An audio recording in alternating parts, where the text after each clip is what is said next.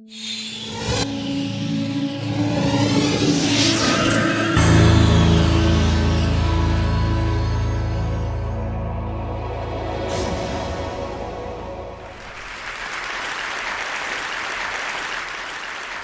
talking to you about the worst form of human rights violation, the third largest organized crime, a $10 billion industry. I'm talking to you about a modern-day slavery. I'd like to tell you the story of these three children, Pranita, Shaheen, and Anjali. Pranita's mother was a woman in prostitution, a prostituted person.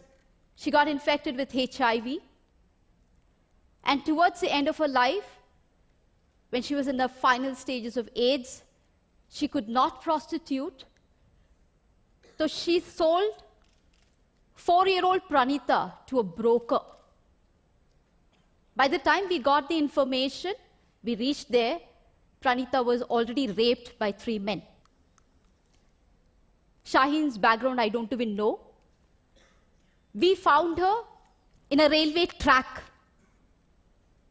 raped by many, many men, I don't know how many, but the indications of that on her body was that her intestine was outside her body. And when we took her to the hospital, she needed 32 stitches to put back her intestine into her body.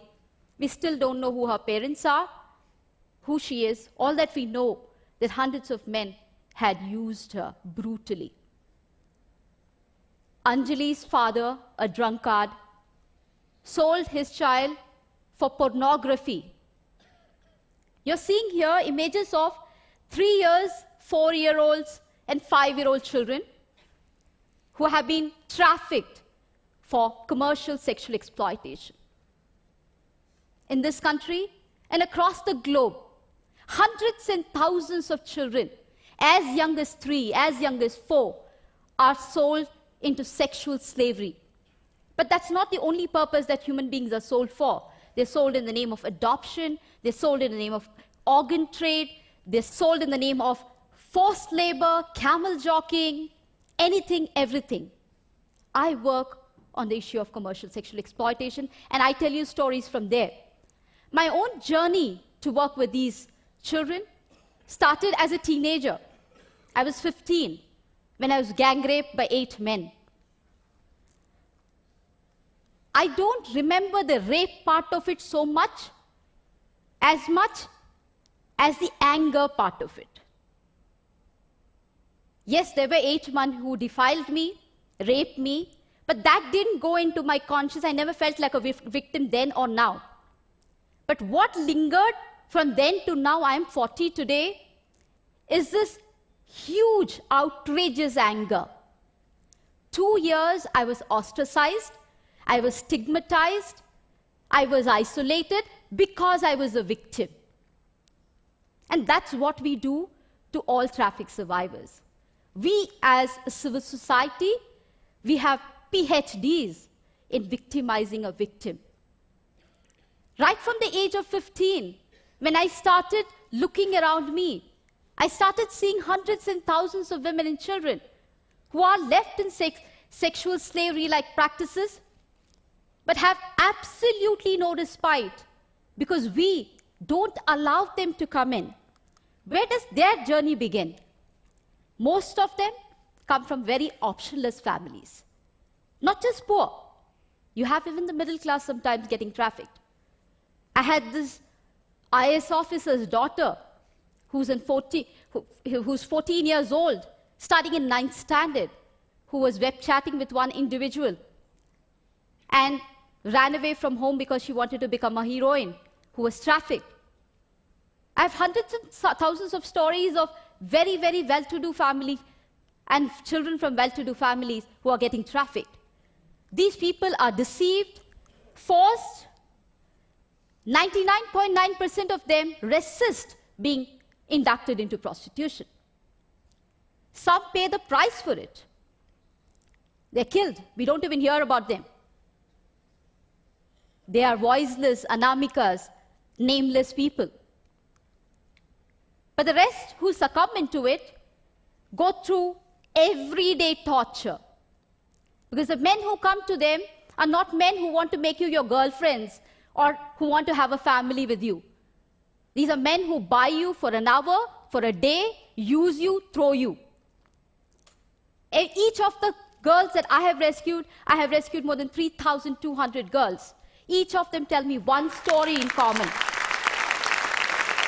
One story about one man at least putting chili powder in her vagina. One man taking a cigarette and burning her. One man whipping her. We are living among those men. They are our brothers, fathers, uncles, cousins, all around us. And we are silent about them. We think it is easy money.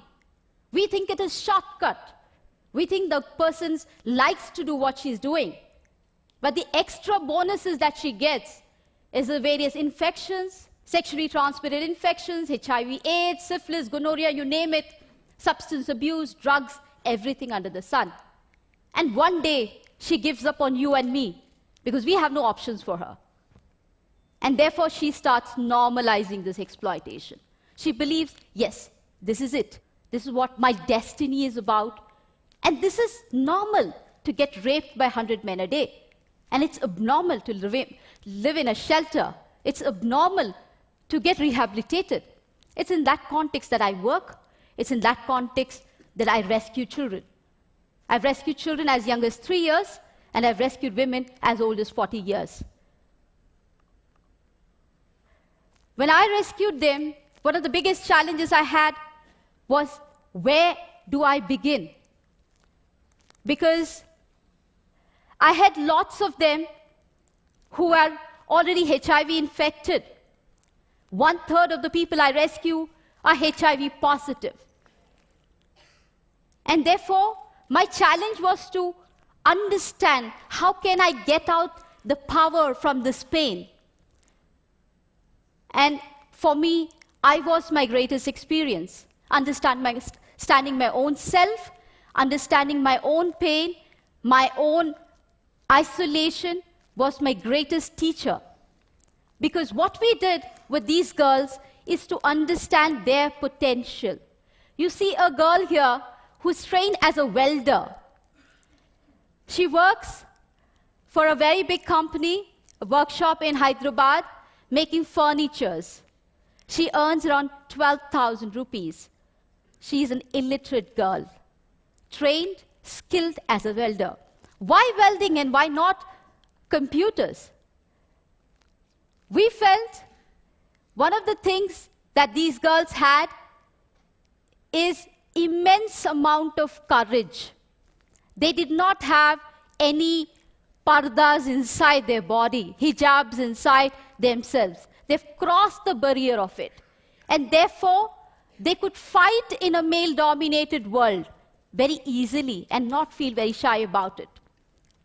We have trained girls as carpenters, as masons, as security guards, as cab drivers, and each one of them are excelling in their chosen field, gaining confidence, restoring dignity, and building hopes in their own lives. These girls are also working in big construction companies like Ramki Construction as masons, full-time masons. What has been my challenge?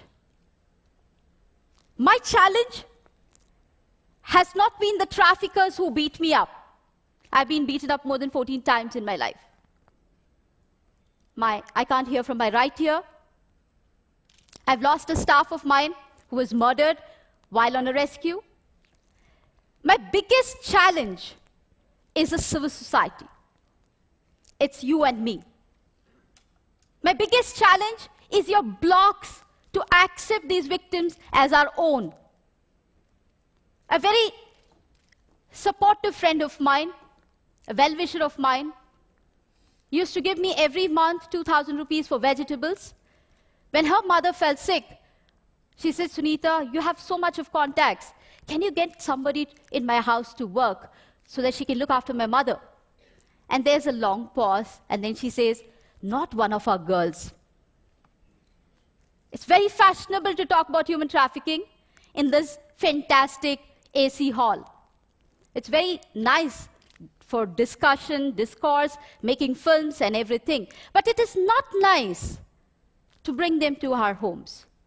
It's not nice to give them employment in our factories, our companies. It's not nice for our children to study with their children. There it ends. That's my biggest challenge.